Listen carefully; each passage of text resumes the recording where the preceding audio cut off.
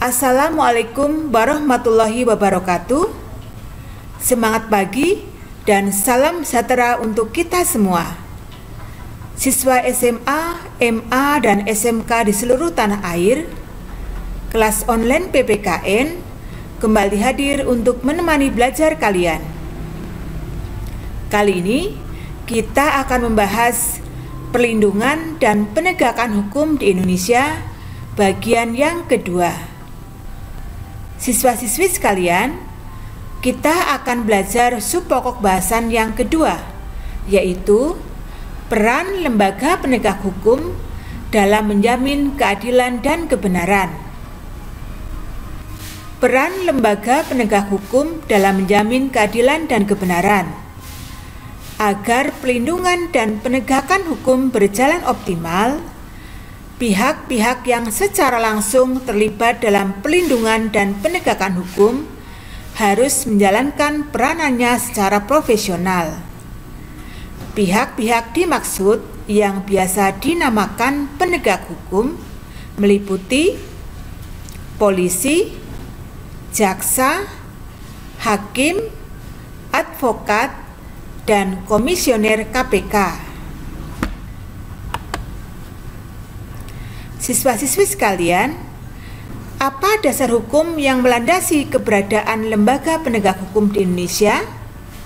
Dasar hukumnya meliputi Undang-Undang Nomor 2 Tahun 2002 tentang Kepolisian Republik Indonesia, Undang-Undang Nomor 6 Tahun 2014 tentang Kejaksaan Republik Indonesia, Undang-Undang Nomor 48 Tahun 2009 tentang Kekuasaan Kehakiman, Undang-Undang Nomor 18 Tahun 2003 tentang Advokat, dan Undang-Undang Nomor 30 Tahun 2002 tentang Komisi Tindak Pidana Korupsi.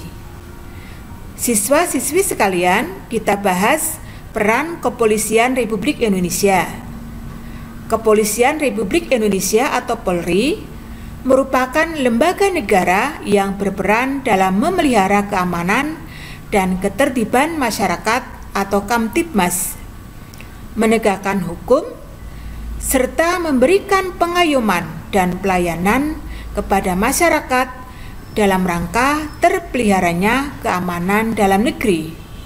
Dalam bidang penanganan tindak pidana, Kepolisian Republik Indonesia berperan sebagai penyidik utama yang menangani setiap kasus kejahatan secara umum dengan wewenang sebagai berikut. Yang pertama, melakukan penangkapan, penahanan, penggeledahan, dan penyitaan. Yang kedua, melarang setiap orang meninggalkan atau memasuki tempat kejadian perkara atau TKP untuk kepentingan penyidikan. Yang ketiga, membawa dan menghadapkan orang kepada penyidik dalam rangka penyidikan.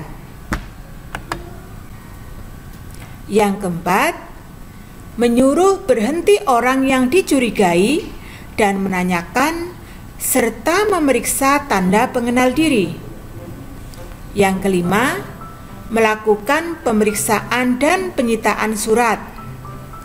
Yang keenam, memanggil orang untuk didengar dan diperiksa sebagai tersangka atau saksi.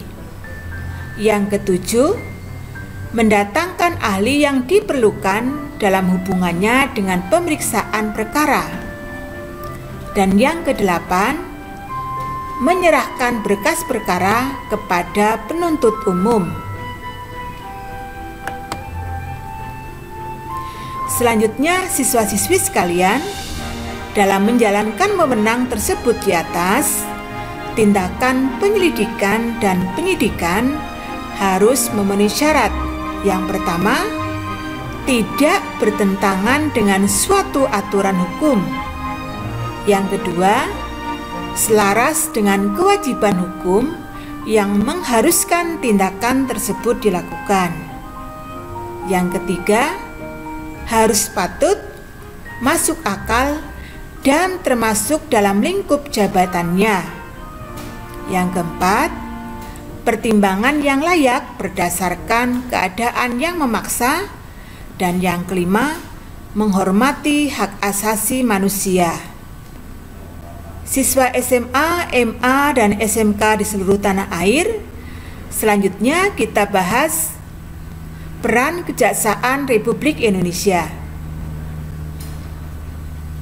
Kejaksaan Republik Indonesia adalah lembaga negara yang melaksanakan kekuasaan negara di bidang penuntutan. Penuntutan merupakan tindakan jaksa untuk melimpahkan perkara pidana ke pengadilan negeri yang berwenang dalam hal dan menurut cara yang diatur dalam undang-undang dengan permintaan supaya diperiksa dan diputus oleh hakim di sidang pengadilan. Siswa-siswi sekalian, apa saja tugas dan wewenang kejaksaan di bidang pidana? Wewenang dan tugas kejaksaan di bidang pidana meliputi: yang pertama, melakukan penuntutan. Yang kedua, melaksanakan penetapan hakim dan putusan pengadilan yang telah memperoleh kekuatan hukum tetap. Yang ketiga, melakukan pengawasan terhadap pelaksanaan putusan pidana bersyarat, putusan pidana pengawasan, dan keputusan lepas bersyarat.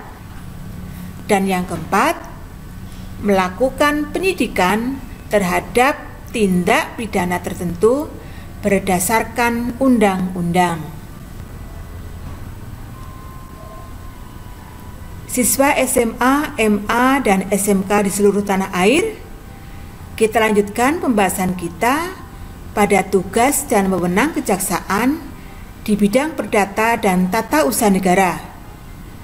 Di bidang ini, kejaksaan dengan kuasa khusus dapat bertindak baik di dalam maupun di luar pengadilan untuk dan atas nama negara atau pemerintah.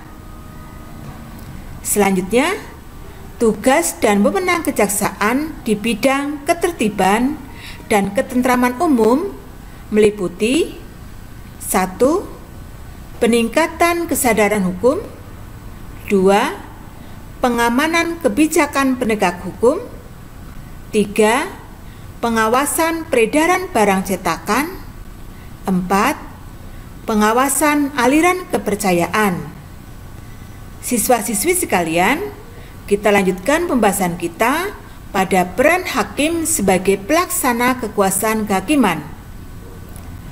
Kekuasaan kehakiman di negara Indonesia dilakukan oleh Mahkamah Agung dan badan peradilan yang berada di bawahnya, yang meliputi badan peradilan yang berada di bawah lingkungan peradilan umum, peradilan agama, peradilan militer, dan peradilan tata usaha negara, serta oleh sebuah Mahkamah Konstitusi. Hakim merupakan pejabat peradilan negara yang diberi wewenang oleh undang-undang untuk mengadili. Proses peradilan atau mengadili merupakan serangkaian tindakan hakim untuk menerima, memeriksa, dan memutuskan perkara hukum berdasarkan asas bebas, jujur, dan tidak memihak di sebuah sidang peradilan. Pengadilan merupakan tempat untuk melaksanakan proses peradilan atau mengadili. Nah, siswa sekalian, berdasarkan jenis lembaga peradilannya, hakim diklasifikasikan menjadi 3 kelompok. Yang pertama, hakim agung, yaitu hakim pada Mahkamah Agung. Yang kedua, hakim, yaitu hakim pada peradilan di bawah Mahkamah Agung. Dan yang ketiga, Mahkamah Konstitusi, yaitu hakim pada Mahkamah Konstitusi. Nah, siswa SMA, MA, dan SMK di seluruh tanah air, demikian tadi pembahasan kita pada bahasan perlindungan dan penegakan hukum bagian yang kedua. Selanjutnya kita akan bertemu pada bagian yang ketiga pada video yang akan datang. Tetap semangat. Wassalamualaikum warahmatullahi wabarakatuh.